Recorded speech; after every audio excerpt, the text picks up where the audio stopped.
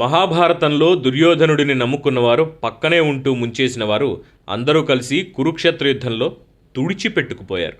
అదేవిధంగా ఏపీలో జగన్, ఆయన్ని నమ్ముకున్నవారు కూడా ఎన్నికల కురుక్షేత్రంలో చిత్తుగా ఓడిపోయారు. కొందరు ఆయనకు శల్యసారథ్యం చేస్తుంటే ఆయన పార్టీకి ప్రజలకి శల్యసారథ్యం చేస్తూ చేజేతుల తనని తానే ఓడించుకున్నారు. కురుక్షేత్ర యుద్ధంతో కౌరవులందరూ పోయారు. దాంతోనే కురుపాండవుల ఆస్తి పంపకాల గొడవలన్నీ సమసిపోయాయి.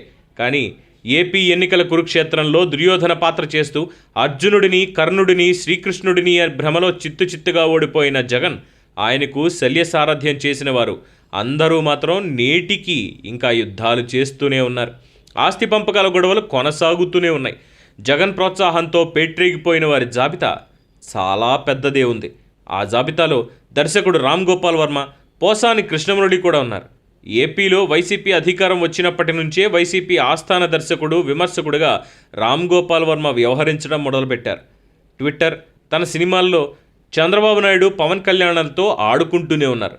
కానీ ఎన్నికలలో వైసీపీ ఓడిపోగానే స్పృహలోకి వచ్చిన రామ్ గోపాల్ వర్మ ఇకపై చంద్రబాబు నాయుడు, పవన్ కళ్యాణ్ జోలికి వెళ్ళను, ఎటువంటి అనుచిత వ్యాఖ్యలు చెయ్యను అంటూ స్టేట్మెంట్ ఇచ్చి అలవాటు లేకపోయినా ఇంతకాలం ఆ మాటకి కట్టుబడి ఉండిపోయారు. ఇంతకాలంగా టీడీపీ, జనసేన నేతలెవరూ ఆయన జోలికి వెళ్ళకపోవడంతో కూటమి ప్రభుత్వం ఆయనని క్షమించి వదిలిపెట్టేసిందనే అందరూ అనుకున్నారు. కానీ వైసీపీ జాబితాలో ఆయన నంబర్ వచ్చేసరికి కాస్త ఆలస్యమైందే తప్ప వదిలిపెట్టలేదని స్పష్టం చేస్తూ ఒంగోలు పోలీసులు ఆయనకి నోటీస్ ఇచ్చేందుకు హైదరాబాద్కు కూడా వెళ్ళి నోటీసులు ఇచ్చే వచ్చారు. శాసనసభ ఎన్నికల్లో టీడీపీని చావు దెబ్బ తీసినందుకు వైసీపీ ప్రొడక్షన్లో రామ్ గోపాల్ వర్మ వ్యూహం సినిమా తీసిన సంగతి తెలిసిందే. ఆ సినిమాలో చంద్రబాబు నాయుడు, పవన్ కళ్యాణ్ తదితరులు జగన్ని దెబ్బతీసేందుకు కుట్రలు చేసినట్లు చూపారు.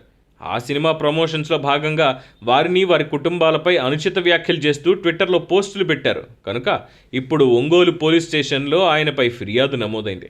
ఆ కేసులో విచారణకు హాజరు కావాలంటూ రామ్ గోపాల్ వర్మకి నోటీస్ ఇచ్చేందుకు ఏపీ పోలీసులు బుధవారం వెళ్ళి హైదరాబాద్లో ఆయన్ని కలిసి నోటీసులు ఇచ్చారు. కాబట్టి ఇప్పటికి వర్మకి ముహూర్తం అయితే పెట్టారు. మరి ముగింపు ఎప్పుడో వేచి చూడాల్సిందే.